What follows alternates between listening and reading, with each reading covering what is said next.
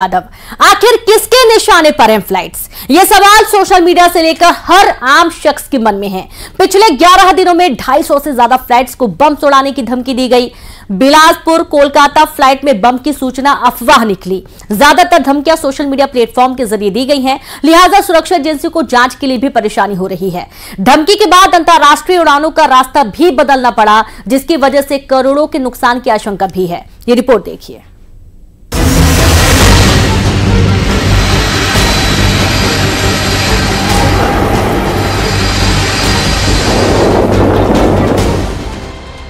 कभी लखनऊ और दिल्ली एयरपोर्ट से उड़ान भरने वाली फ्लाइट्स को बम से उड़ाने की धमकी, कभी मुंबई और कभी कानपुर एयरपोर्ट वाली उड़ान के लिए धमकी दी जा रही है। गोरखपुर और कानपुर के ताजा मामले गुरुवार को सामने आए। पिछले 11 दिनों में भारतीय एयरलाइन कंपनियों की ओर से संचालित की जा रही 250 से ज्यादा उड़ानों में बम होने की धमकियां मिली है। गुरुवार को भी धमकी का ये सिलसिला जारी रहा। लगभग 85 उड़ानों को बम की धमकी मिली। कानपुर में धमकी देने वाले ने ईमेल किया और इसकी भाषा से पुलिस और सुरक्षा एजेंसियां भी हैरत में पड़ गईं। एयरपोर्ट और उसके आसपास सुरक्षा कड़ी कर दी गई।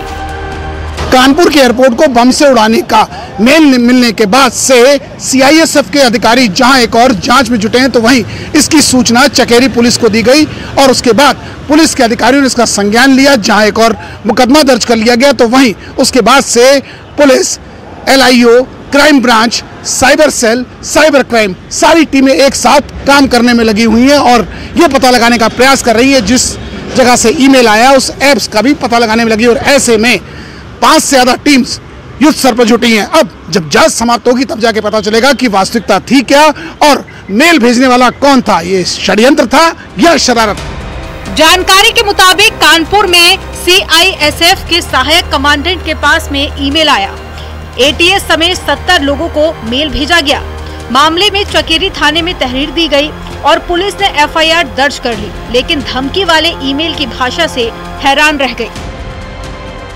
थाना चकेरी पे मुकदमा लिखा गया था और जिसमें सीआईएसएफ ने ये एक रिटन में दिया था कि उनको एक धमकी मिली है चकेरी एयरपोर्ट के लिए। उस सूचना पे एफआईआर करने की गई चकेरी और मेरे द्वारा कंसर्निंग को हिदायत दी गई है कि इसके जो है जो भी डिटेल है, जो भी साइबर से इसका है, उसमें तहकीकात करें और इसको तथ्यों का पता लगाएं और जो भी दोषी है उनके विरुद्ध सख्त कार्रवाई करें। धमकी के अधिकांश मामले अब तक सिर्फ अफवाह ही निकले हैं। अधिकतर धमकियां सोशल मीडिया प्लेटफॉर्म के जरिए दी गईं, जिसकी वजह से कुछ अंतर्राष्ट्रीय उड़ानों का रास्ता बदलना पड़ा। जानकार बताते हैं कि घरेलू या अंतर्राष्ट्रीय उड़ान में बाधा की वजह से औसतन करीब 3.5 करोड़ रुपए का नुकसान होता है। ऐसे में लगभग 600 करोड़ रुपए से अधिक के नुकसान की आशंका जताई जा रही है। 11 दिन में 250 उड़ानों को मिली धमकी। एयर इंडिया और इंडिगो की 13 उड़ानें, आकाशा विस्तारा समेत अन्य 50 फ्लाइट्स। घरेलू उड़ान में व्यवधान, 1.5 करोड़ का नुकसान। अंतर्राष्ट्रीय उड़ान में बाधा, लगभग 5 करोड़ का घाटा। धमकी के चलते 600 करोड़ के नुकसान की आशंका।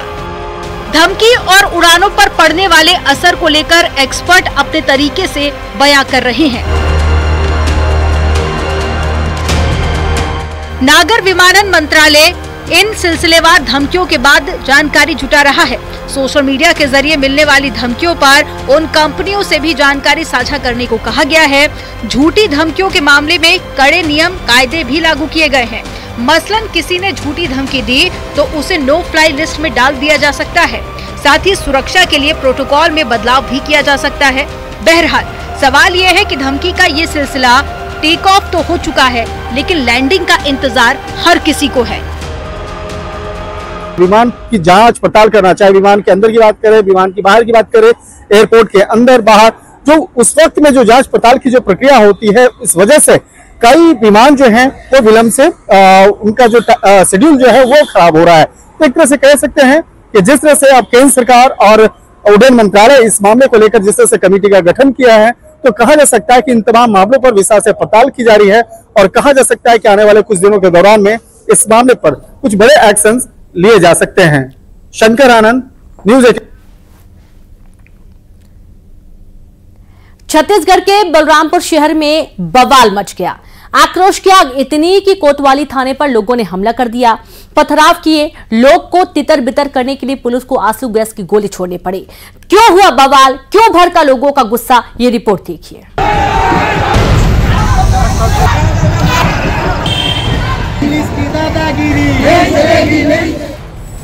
थाने में कोहराम,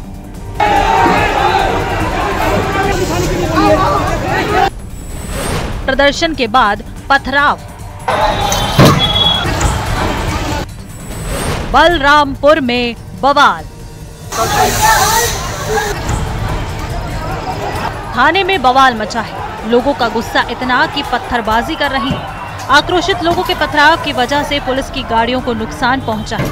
मामले को बिगड़ता देख पुलिस ने आंसू गैस के गोले दागे और लोगों को तितर बितर किया। तस्वीरें बलरामपुर के कोतवाली थाने की है। अब सवाल यह है कि थाने में क्यों कोहराम मचा है, आखिर लोग पुलिस वालों से क्यों नाराज हैं? दरअसल थाने के वॉशरूम में एक युवक ने फांसी लगा ली। उस युवक को एक मामले में पूछताछ के लिए थाने बुलाया था। जैसे ही लोगों को युवक के सुसाइड की जानकारी लगी, गुस्सा भड़क गया और थाने पहुंचने लगे लोग। थोड़ी ही देर में थाने में भीड़ इकट्ठा हो गई और बेकाबू भी।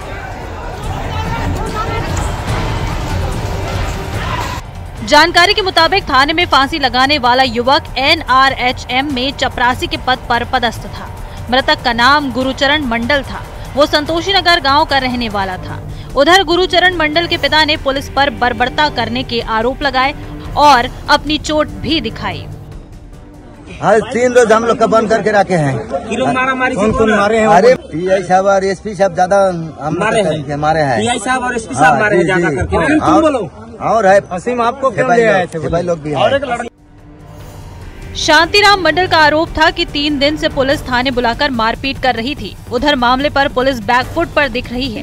हालांकि SP ने मामले की जांच और सख्त कार्रवाई का भरोसा दिया। उसके साथ कोई मारपीट नहीं हुई है और इस पूरे घटनाक्रम में अपने पुलिस के जवान जो भी दोषी पाया जाएगा उसके खिलाफ सख्त से सख्त कार्रवाई की जाएगी।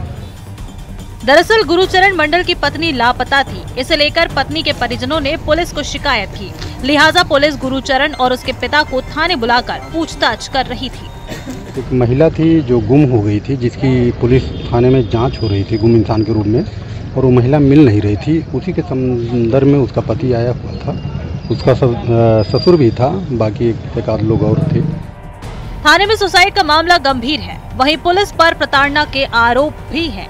SP ने जांच के बाद दोषियों पर कार्रवाई का भरोसा दिया है। उम्मीद है कि दोषियों पर कार्रवाई होगी, लेकिन पुलिस की कार्यशैली पर पूरी घटना ने सवाल या निशान लगा दिए हैं। बलरामपुर से न्यूज़ 18 के लिए सूरज गुप्ता के साथ ब्यूरो रिपोर्ट।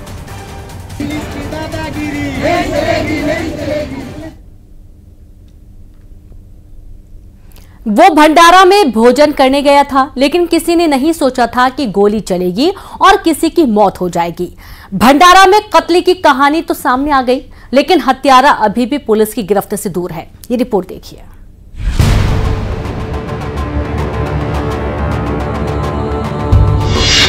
भंडारे में फायरिंग से दहशत,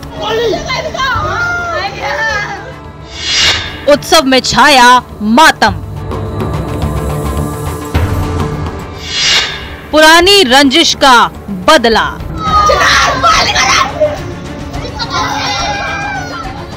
कुर्सियां बिखरी पड़ी हैं, सामान बिखरा पड़ा है। यहाँ फायरिंग के बाद उत्सव का माहौल मातम में बदल गया। ग्वालियर के डबरा थाना इलाके के सिमरिया ताल में भंडारे का आयोजन हुआ था। गांव के लोग खुशी खुशी भंडारे में शामिल हो रहे थे, लेकिन इस बीच हुई फायरिंग की घटना से रंग में भंग पड़ गया। खाने की पंगत में बैठे परवेज खान नाम के युवक को निशाना बनाकर गोली मारी गई और इसके बाद भंडारे में भगदड़ मच गई। गोली मारने का आरोप हेमंत साहू पर है। घटना हुआ, वो घर बच्चा ने छोड़ गया, खाना खा लिया था बच्चों ने, तो वापस दूसरी पंगत में खाना खाने के लिए आया वो, और खाना खा बेला बैठो ना तो बाने वो कालू गाँव हमारे ताऊ का लड़का है बगल में वो, और कालू गाँव है और राजा पटियार और मैक्सी और सूरज जाट वो इन्हें रोड पसार से निकाल के डायरेक्ट गोली सीना से मारी है। गोली कट्टा 315 से। घटना की सूचना मिलने पर मौके पर पुलिस पहुंची और आनन फानन में परवेज को अस्पताल पहुंचाया गया, लेकिन अस्पताल में परवेज ने दम तोड़ दिया। इस बीच परवेज के परिजनों में गुस्सा दिखा। शुरुआती जांच में पता चला है कि पुरानी रंजिश में हत्या की वारदात को अंजाम दिया गया। बताया जा रहा है कि परवेज और हेमंत न केवल पड़ोसी हैं, बल्कि अच्छे दोस्त भी हैं। लेकिन कुछ महीने पहले दोनों के बीच किसी बात को लेकर विवाद हुआ था। इस विवाद में परवेज ने हेमंत के पिता को थप्पड़ जड़ दिया था। इसके बाद से दोनों दोस्तों में बातचीत तो बंद हो गई, लेकिन हेमंत बदले की आग में जलने लगा और फिर बदला लेने के लिए उसने भंडारे के जश्न को मौका बनाया। जो परिवार वाले हैं इनके द्वारा ये कहना है कि आज से 2-4 महीने पहले किसी जाट परिवार के किसी व्यक्ति से विवाद हुआ था, उसमें कोई इनकी सह वगैरह रही होगी, ऐसा इनका कहना है। लेकिन ये इसकी जो पुष्टि है वो जो उनके साथ गए हैं परिजनों के बयानों के आधार पर हो पाएगी। अभी जो आस पड़ोस से जो तस्दीक हुई वो प्रारंभिक ये जानकारी है। हत्या के बाद से हेमंत फरार है। उधर गांव में तनाव के हालात बन गए हैं।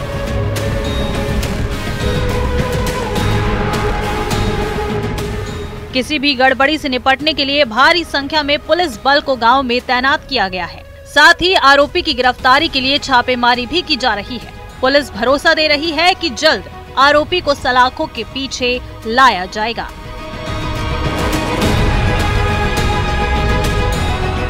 ग्वालियर से न्यूज़ 18 के लिए सुशील कौशिक के साथ ब्यूरो रिपोर्ट।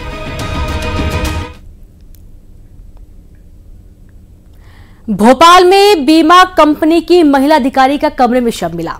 कमरा अंदर से बंद था और महिला का शव अर्धनग्न अवस्था में पड़ा था। कमरे से कोई सुसाइड नोट नहीं मिला। पुलिस शव की गुत्थी को सुलझाने में जुट गई है।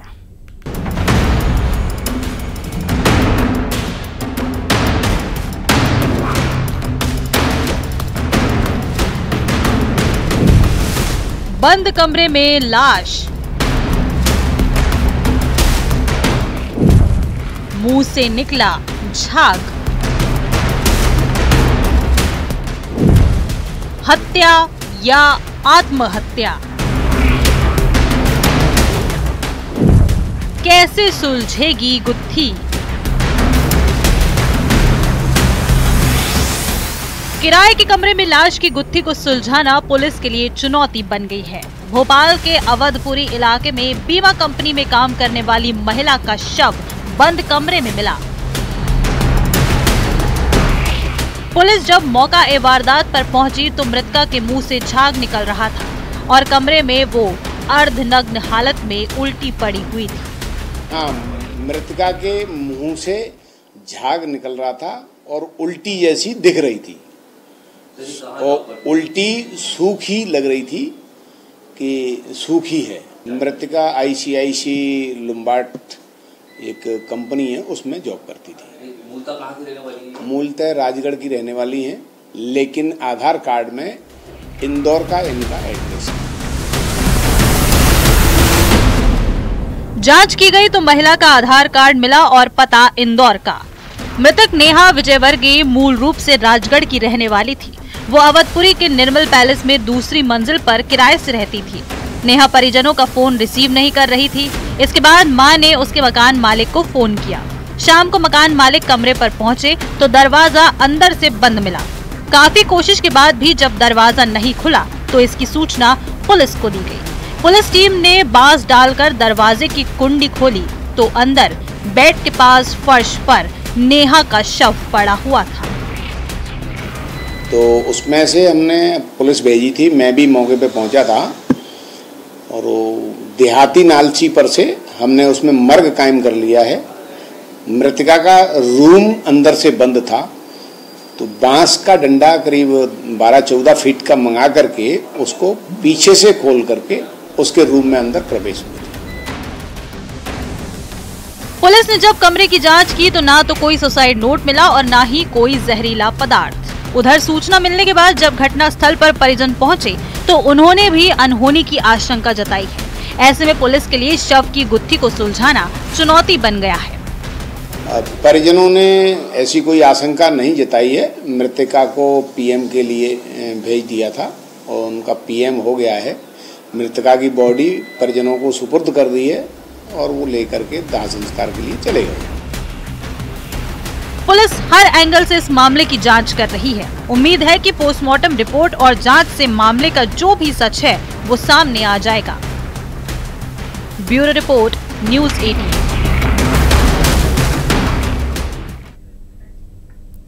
वो उसे नीचा दिखाता था, शराब पीकर मारपीट करता था और फिर मौका भी बर्थडे के जश्न का। तो जिस चाकू से केक काटा उस चाकू से ही मौत की नींद भी सुला दिया। दिनदहाड़े हुई हत्या की वारदात को पुलिस ने सुलझा लिया है और हत्यारा पुलिस की गिरफ्त में है।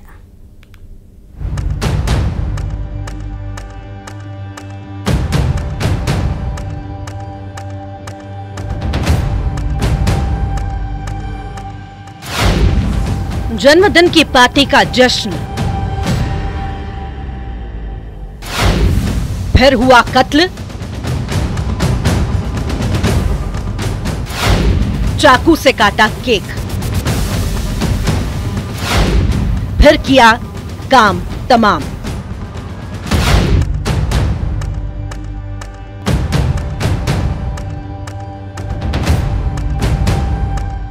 राजनांदगांव के पुराने रेस्ट हाउस में खून से सनी युवक की लाश ने इलाके में सनसनी फैला दी थी। 23 अक्टूबर की रात सोनू पटेल की धारदार हथियार से हत्या कर दी गई। पुलिस ने शव का पोस्टमार्टम कराया, लेकिन हत्यारा कौन है इसके बारे में पुलिस के हाथ खाली थे।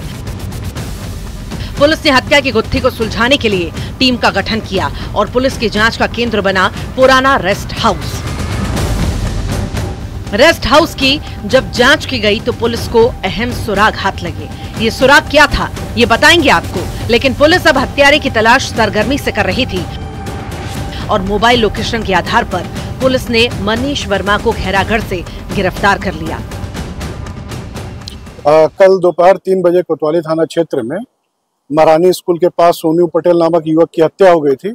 जांच पड़ताल में पता चला कि इसकी हत्या इसके ही दोस्त मनीष वर्मा ने की है और वो भाग गया था। तो पतासाजी में खैरागढ़ में पाया गया। खैरागढ़ पुलिस की मदद से मनीष वर्मा को तत्काल गिरफ्तार कर लिया गया है। पुलिस ने 24 घंटे के अंदर हत्याकांड का खुलासा कर दिया और इस खुलासे के पीछे वो सुराग था जिसने हत्यारे का पता बता दिया था। ये सुराग था सीसीटीवी। जी हाँ, हत्या की पूरी वारदात सीसीटीवी कैमरा में कैद हुई थी। तस्वीरें साफ साफ नहीं दिखा सकते, लेकिन इस सीसीटीवी फुटेज में मनीष वर्मा सोनू पटेल पर चाकू से ताबड़तोड़ वार करते दिखाई दे रहा है। ट्रक की आड़ में कत्ल की काली कहानी लिखी जा रही है, लेकिन इसकी भनक किसी को नहीं लगती। इस बीच सोनू पटेल जान बचाने के लिए भागता है, लेकिन मनीष पर खून सवार था। वो उसका पीछा करते दिखता है। जांच में जुटी पुलिस को हत्यारे का पता चल गया था। जब मनीष की गिरफ्तारी हुई तो उसने पूरे घटनाक्रम को भी बताया। पुलिस की जुबानी सुनिए। ये दोनों आपस में दोस्त थे, मृतक सोनू पटेल और आरोपी मनीष वर्मा। मनीष वर्मा का एक दिन पहले जन्मदिन भी था, तो ये जन्मदिन की पार्टी मनाते हुए भट्टी से शराब पी के घूम रहे थे और अचानक ही इनका वाद विवाद हुआ। तात्कालिक वाद विवाद में आवेश में आके मनीष वर्मा ने सोनू पटेल की हत्या कर दी। तो जिस चाकू से केक काटा गया था उसी चाकू से दोस्त की हत्या कर दी गई। जांच में ये बात सामने आई कि सोनू पटेल शराब के नशे में अक्सर मनीष को नीचा दिखाया करता था। बर्थडे वाले दिन भी यही हुआ, लेकिन शराब के नशे में धुत मनीष को सोनू का बिहेवियर इतना नागवार गुजरा कि उसने मौत की नींद सुलाने का फैसला कर लिया। चाकू से मनीष ने तब तक वार किया जब तक कि सोनू की मौत नहीं हो गई।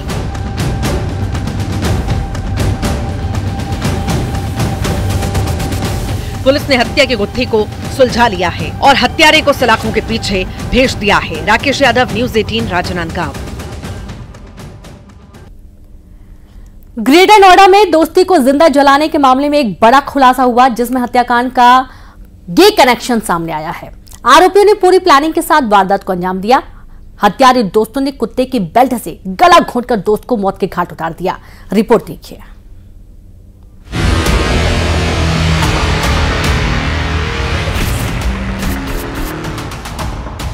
ग्रेटर नोएडा में प्रॉपर्टी डीलर संजय यादव की हत्या मामले में एक और खुलासा हुआ है। खुलासा ऐसा जिसने सबके होश उड़ा दिए। बताया जा रहा है कि मृतक प्रॉपर्टी डीलर के अपने 2 दोस्तों के साथ समलैंगिक संबंध थे। इन दोनों ने ही संजय यादव की हत्या की। तीनों के बीच कई महीनों से संबंध बताए जा रहे हैं और दावा किया जा रहा है कि दोस्तों ने संजय से उनकी कुछ ज्वेलरी ली थी, जिसे लेकर बाद में विवाद होने लगा और अंजाम हत्या तक जा पहुंचा। गाजियाबाद के प्रॉपर्टी डीलर संजय यादव की हत्या के मामले में पुलिस ने 2 आरोपियों को गिरफ्तार किया, लेकिन इसमें चौंकाने वाली बात सामने आई। दरअसल में संजय यादव के दोनों हत्यारोपी से समलैंगिक संबंध थे। संजय यादव उनसे 6 से 7 महीने से परिचित था और एक शादी समारोह में मुलाकात हुई थी, जिसके बाद उसके शारीरिक संबंध थे। फिलहाल इस पूरे प्रकरण में उसकी हत्या गाजियाबाद में की गई करीब 4 बजे और उसके बाद उसके शव को उसकी फॉर्च्यूनर गाड़ी में रखा और दोनों हत्यारोपी विशाल राजपूत और जीत चौधरी ये दोनों कार ड्राइव करते करते ग्रेटर नोएडा दादरी पहुंच गए। मृतक प्रॉपर्टी डीलर संजय यादव गाजियाबाद के नेहरू नगर 3 के रहने वाले थे, जिसका शव ग्रेटर नोएडा के दादरी इलाके में उनकी खुद की कार में जला हुआ मिला था। हत्यारे दोस्तों ने बाकायदा प्लान बनाकर वारदात को अंजाम दिया। दरअसल संजय यादव सोने के गहने भी पहनते थे। ऐसे में पैसों और गहनों को हड़पने के लिए दोनों हत्यारे दोस्तों। और चलिए अब देखेंगे 20 बड़ी खबरें तेज अंदाज में।